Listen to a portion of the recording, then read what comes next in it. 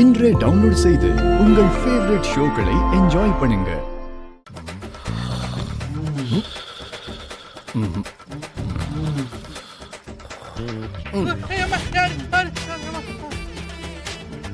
நீயா என்னடா மாப்பிள்ள நீ தூக்கத்துல போது டிஸ்டர்ப் பண்ணிட்டு இருக்க? டேய், உனக்கு ஒரு இல்ல 2 டீ ஒரு பிஸ்கட் பாக்கெட் வாங்கி கொடுத்தேன். எதுக்கு இப்படி உக்காந்து தூங்கவா? என் கூட உக்காந்து அங்க எல்லாம் என்ன நடக்குதுன்னு பாரு. இந்த மாப்பிள்ள நீ விடிய விடிய டீ வாங்கி கொடுத்தாலும் நான் டீயை வாங்கி குடிச்சிட்டு உடனே தூங்கிடுவேன். சரி, நான் வேற அப்புறமா பீர் வாங்கி கொடுக்கலான்னு நினைச்சேன். நீ என்ன வாங்கி கொடுத்தாலும் சரி நான் குடிச்சிட்டு தூங்கிடுவேன்டா. சோம்பேறி, ஏன்டா அப்படி இருக்க? ஏன்டா மாப்பிள்ள யாரை பார்த்து சோம்பேறின்னு சொல்ற? நானா சோம்பேறி? நான் மெக்கானிக் ஷாப்ல எத்தனை பைக்கை பிரிச்சு மேய்வேன் தெரியுமா? டேய், உன்னோட தத்துவம் எல்லாம் என்கிட்ட பேசாத. நான் உனக்கு கூட்டிட்டு வந்தது எதுக்கு தெரியுமா? என் கூட பேச்சு துணைக்குத்தான். அதனால நீ தூங்கவே கூடாது. சரி மாப்பிள்ள நீ பேசு, நான் தூங்குறேன். தூங்க கூடாதுன்னா தூங்குறியா? இருறா. டேய் மாப்பிள்ள இதெல்லாம் உனக்கு நியாயமா இருக்காடா? தடிமாடு, தூங்காதடா.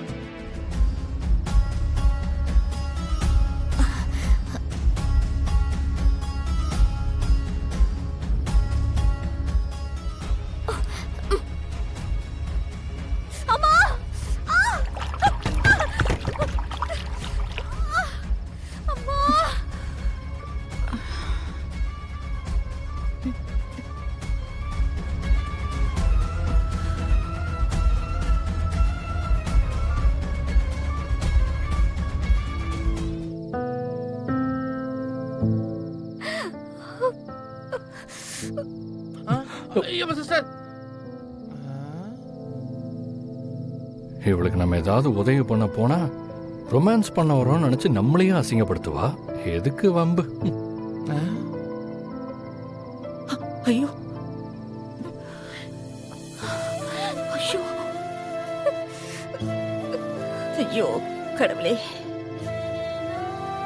பாவம் இந்த பொண்ணு ஏன் இப்படி கஷ்டப்படுறா? அவளுக்கு நாமளாவது உதவி செய்யலன்னு பார்த்தா அது கூட நம்மளால முடியலையே. கடவுளே, இந்து எப்படியாவது இந்த பந்தயத்துல ஜெயிக்கணும். அம்மா, எனக்காகதாம்மா இந்து அக்கா ரொம்ப கஷ்டப்படுறாங்கம்மா. வாங்கம்மா போய் ஏதாச்சும் ஹெல்ப் பண்ணுவோம்மா. அம்மா கீழே விழுந்துட்டாங்கம்மா, பார்க்கவே ரொம்ப கஷ்டமா இருக்குமா. ப்ளீஸ்மா ப்ளீஸ். ஏய் இங்க பாரு, ஏற்கனவே இந்த வீட்ல ஏகப்பட்ட பிரச்சனை ஓடிட்டு இருக்கு. இந்த நேரத்துல நாம போய் அவளுக்கு உதவி பண்றோம்னு போய் நின்னோம்னா நம்ம 2 பேர் கழுத்தை பிடிச்சி உங்க அப்பா வெளியில தள்ளிடுவாரு. பேசாம இரு. மீனாட்சி, நீதான் சாமியா இருந்து நம்ம பொண்ணுக்கு நல்லது செய்யணும். அவளுக்கு எந்த பிரச்சனையும் இல்லாம பார்த்துக்கணும். நேத்து ராத்திரி அவகிட்ட விசாரிச்சப்ப கூட நல்லபடியா தாப்பா இருக்க, இங்க எல்லா சௌரியமும் இருக்குன்னு தானம்மா சொன்னா. ஆனாலும் எனக்கு மனசுக்குள்ள ஏதோ ஒரே சங்கடமா இருக்குமா. அவ என்னமோ தாங்க முடியாத கஷ்டத்துல இருந்துகிட்டு என்ன அப்பான்னு கூப்பிடுற மாதிரி இருந்துச்சுமா. என் பொண்ணு யாருக்கும் துரோகம் பண்ண மாட்டா, நல்லதாம்மா நினைப்பா, பொறுப்பா இருப்பா, கெட்டிக்கார பொண்ணு.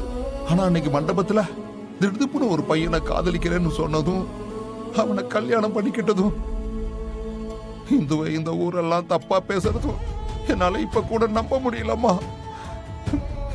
என் பொண்ணு என்கிட்ட இருந்து எதையும் மறைக்க மாட்டாமா. ஆனா இப்படி ஒரு காரியத்தை பண்ணிருக்கான்னா, ஆனா அதுக்கு பின்னாடி ஏதோ ஒரு காரணம் கண்டிப்பா இருக்கும்னு என்னால புரிஞ்சுக்க முடியுதுமா. எப்பவும் என் பொண்ணு நல்லா இருந்தா மட்டும் போதுமா. என்னன்னு தெரியல, அவ ஞாபகமாவே இருக்குமா. மீனாட்சி, நீதாமா அவ கூட இருந்து அவளுக்கு பாதுகாப்பா இருக்கணுமா. பார்க்கவே பாவமா இருக்குடா. தனியா தண்ணியை தூக்கி கஷ்டப்படுது. நம்மளால அவளுக்கு எந்த உதவியும் பண்ண முடியல. அதான் என்ன பண்ணலான்னு யோசிச்சுக்கிட்டு இருக்கேன். நானும் அவளுக்கு உதவி பண்ணலாம் தான் பார்த்தேன். ஆனா இவ எதுக்குமே சம்மதிக்க மாட்டேங்கிறாளே. பாரு, இப்ப மணி 2 ஆகி போச்சு. இன்னும் கொஞ்ச நேரத்துல விடிஞ்சிரும். இப்பதான் கால் தொட்டியே நிரம்பி இருக்கு. 4 மணி நேரத்துக்குள்ள எப்படிடா தொட்டியை ஃபில் பண்ண முடியும்? அதை நினைச்சா எனக்கு பாவமா தான் இருக்கு. அந்த தொட்டியை நிரப்பணும்னா அந்த கடவுளையே சொல்லி மழையா பொழிஞ்சா மட்டும்தான் நிம்பும் அந்த தொட்டி. உங்க அண்ணன் வேற ரொம்ப கோவக்காரு. சொன்னது மாதிரி நிரப்பலன்னா கண்டிப்பா எல்லாத்தையும் இறச்சிருவாரு. நீ யாவது அதான் செய்யக்கூடாதா? ஹேய், நான் யாரடா எதிர்த்து பேச முடியும்? அதுவும் சரிதான்.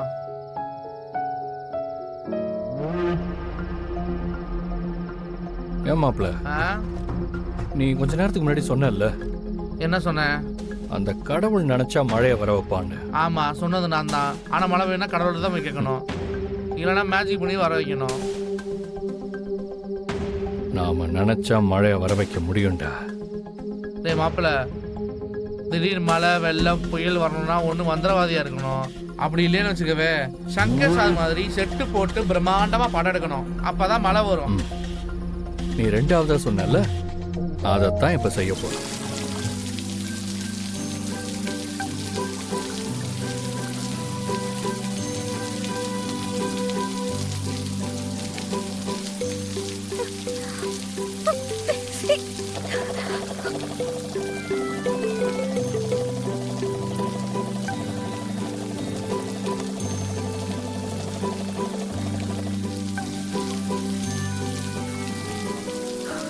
மாப்பிள்ள, எப்படி நம்ம ரெயின் எஃபெக்ட்?